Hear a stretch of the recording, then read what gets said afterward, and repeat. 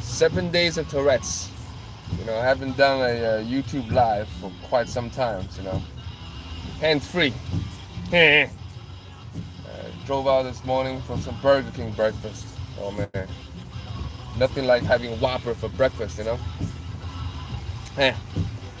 So I've been sharing my advocacy progress. Last week was sensational. I'm very grateful. I got coverage from multiple newspapers. You know, started with the Queen's Courier, then it went on to the two Chinese press, and already I started to do more Tourette syndrome videos in Mandarin Chinese. It's just very exciting. It's been a very stressful, anxiety-filled month. You know, I had this whole landlord-tenant dispute going on. The landlord is a scumbag, man. You know, broke off her end of the deal and called a lawyer. I'm a paying renter. He's trying to treat me like that, trying to evict me. But while the adults fight, while the adults behave badly, the last thing I want is to you know, corrupt my kids' mind, you know, with these, unfortunately, these unnecessary conflicts between grown-ups. So I don't want my kids to suffer emotionally while the parents get angry. So the bigger picture is we're gonna get moving, you know. So I'm very glad I actually found a new place. Just signed on yesterday. Now, while the little one is awake, we're trying to find time to pack. But man, it's such enjoyment right now when the little baby's not around. Just us and the 5-year-old. It was like back in the day, just the three of us. It's so difficult not to feel lazy and just sit back and do nothing. We're gonna be moving in the middle of next month, and you know, we don't have time yet. We have some time. So it's raining this morning. I said, you know what? Let me take a drive. I first did an Instagram live. Now I'm going live on YouTube. Oh, here comes the food. All right.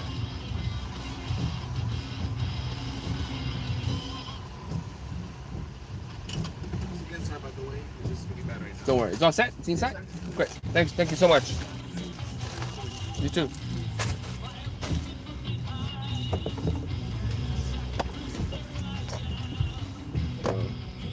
Business is good, you know. Good business. This location's always got really good business. So instead of taking Northern Boulevard back, I'm gonna take a scenic drive, cut through Bayside. Get to look at Oakland Lake on the right hand side. Let me lower the music a little bit. And by the way, if you like metal, this is great. This is an awesome group, man. It's called Porphyra, Porphra.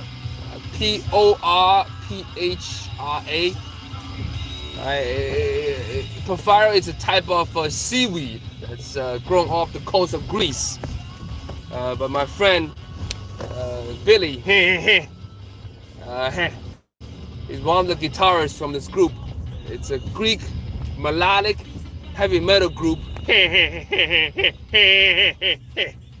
from Astoria, Queens. And they are influenced by like Iron Maiden. And it's operatic. I mean, I don't mean just operatic, like vocal operatic. I mean, it's actually an opera, you know. Billy, he's a historian, expert of like ancient Greek history. So within the song, it reflects, talk about the ancient times, you know, the great empires of the past. And they have, when they have a show, it's more than just a concert. It's literally an opera, right? They'll have dancers, you know, belly dancers. They have, you know, 2 or 3 different vocals, male singers and female singers. It's amazing, I missed their show last year when they're in Flushing Town Hall. So I'm driving. As you can tell, I still got a lot of vocal tics coming out. These days, vocal tics is the most common for me at this point. I didn't have most of my vocal tic started after the medication I took, ORAP. That's why there's medication help and sometimes medication don't help at all. So in this case, medication don't help. At some point, when I first started to take ORAP, it definitely helped the more visible physical tics. The seizure-like movements on my neck, my face, my shoulder, my entire upper body. The ORAP totally slow them down, reduce them to nothing. I wasn't as tired or exhausted, as sleepy as a lot of other people felt when they took ORAP. But ORAP definitely gave me more vocal, increased my cropolalia, the urge to say fuck you bitch. There was a lot more. Probably 2 years after taking cropolalia. And after I stopped it, of course, the intrusive thoughts left immediately. But the vocals stay behind. These vocals sort of a combination of vocal and physical, because when I do the vocal, I lunge forward. So when it gets severe, it does interfere with my life. It definitely interferes with my speech. So that's why when I talk on and on and on and on. In many ways, it's the way I am with Tourette's. It's like I want to finish talking, within this breath, right? There's no single experience of having Tourette's the same. Right? We might share similar experience, but at the same time, having Tourette's, we share very different experience. I think it's like having a baby. Parents can always teach other parents tricks and tips about raising a baby, but in the end, it's your baby, and that baby is going to be very different from other babies. Every baby is unique. Every baby growing experience is unique. Just like having Tourette syndrome, it's also very unique. Choosing the right schedule to do live video, it's challenging. You don't get the right time, especially with time differences. No one will be watching. So I thought about it too. If I do have to do a live video one day with Asian audience in Asia, I'm gonna have to be doing this at midnight, due to the 12-13 hour difference. And the rain just pretty much stopped now. The roads are still wet. I can see break in the clouds. Maybe we're gonna see some more sunshine coming out. As soon as I get a sliver of sunlight, I think that's the best time just to stop by a lake or something and take some beautiful photos. Rain and reflection, it's perfect. Art is always something that helps suppress Tourette's. I'm a photographer. I love photography. When I'm taking photos, it's also a time I catch myself talking to myself a lot. Composing shot, talking to myself a lot. I love to be in the zone. Just me and my lens, my extra set of eyes. Staring at this picture in my head, composing this picture in my head, and it's just beautiful. When I'm composing a picture, You know, I don't tick at all. Wow, are these people talking here for church? It looks like I'm passing by this church I used to go to when I was a kid. I didn't know that they allow you to park on the bridge like this. You know, I agree with some of the more xenophobic mentalities of local folks here in Bayside. You know, cursing people out for building these ugly ass multi-dwelling mansions.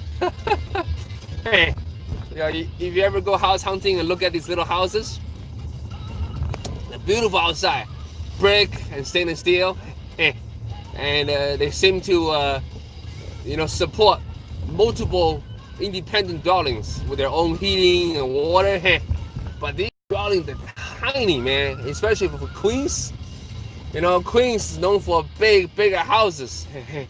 I particularly love these 100-year-old houses, big ass houses, preferably with the witch band. You know, they used to build the chimneys. Old days superstitions, afraid of witch from flying to chimneys. So there's a band inside chimneys like this called a witch band. And man, I just adore these old houses. They're huge, tall ceilings. New constructions, you know, these houses seems like they're building them for Manhattan or something, or they're building them for Hong Kong or Shanghai, somewhere that's really congested, really tight. Because when they advertise 2-bedroom, 1 living room, the living room and kitchen and dining room are just squeezed into this tiny ass square lot. You know, studio apartments are huge. I mean, everything's included, one big ass cube. But yo, these new dwellings, the way they advertise it, and sometimes they'll advertise like, okay, we got 1.5 bathroom or 2 bathrooms. Meanwhile, all you see is like 1 bathroom with standing shower, the other one is just a freaking toilet without even vanity.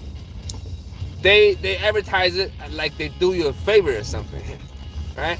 But these houses just straight up scam, you know, make you feel really bad. Plus, on top, they build so many units, yet their parking space is so expensive, right? They rent it out for another $200-300. And these houses just boom, make space situation just crazy. You can't find parking at all. On top, you know, a lot of these Asian churches. I'm Chinese. I used to go to church, Chinese church. But these days, in 2019, there are just so many freaking churches, man. You know, make you wonder, where do you find membership? You know, I know Donald Trump is trying to weaponize religion, weaponize Christianity, you know. But, you know, I know a lot of my Queens Christian friends are Democrats. But where do you get your membership? Also, yo, when they come, damn, they take away all your parking. So, like the church section of Flushing, like 146th Street in Parson, it's just horrendous, man. It's war zone, man. People double park and triple park. I hope the churchgoers, and a lot of times they come from outside, right? They just came to our community just for church and taking up the spaces. No wonder people get pissed off. I feel too, man. At least come, stick around, go to the local restaurants after church and eat something, buy something, you know, pay some local tax. Don't just take up our space and just bounce. So I feel you, man. I feel you. It's like sometimes my friends call me into a particular Facebook groups and just to do some activism, you know, because sometimes these, in a big city, diversity, you know, you get crazy cultural tension and quickly turn to racial tension. And I want to say some words, but at the same time, I also self-reflect. Just want to see if my own people, right, the rich new immigrants, coming by, just buying shit up, buy. You know, you demolish, you buy, you build, make money. Yeah, you don't assimilate with the culture here. You act like, you know, your shit don't stink. You act like this is still fucking China. right? Telling other people this is how we do it. No, man. This is what happens, you know. Not only do you get into conflicts with the people here, you get into conflicts with other immigrants, you know, people who do want to blend in, who do appreciate the lifestyle here, right? Who do appreciate the culture, who do see the beautiful things around here, who's not so fucking jaded. And that's a topic I like to talk about. And you can see my Tourette's just goes away, you know? Anyway, I'm almost home. Thank you for watching. I need to do more YouTube videos in order to get the followers. But I'm very happy that, you know, out of, you know, my short time of doing my Tourette videos, I was able to help just a few parents, kids, reaching back at me, telling me my video, you know, brought some joy to their life. My suppression technique brought a few seconds of a moment of pause for them to enjoy their life a little bit without being just stuck in the perpetual moment of ticking. I'm very happy. I'm very happy to hear those thoughts. You know, for me, it's not about the quantity. It's about the quality. 7 days of Tourette. 7天妥瑞症. Thank you for watching. I'll talk to you soon. Have a nice day.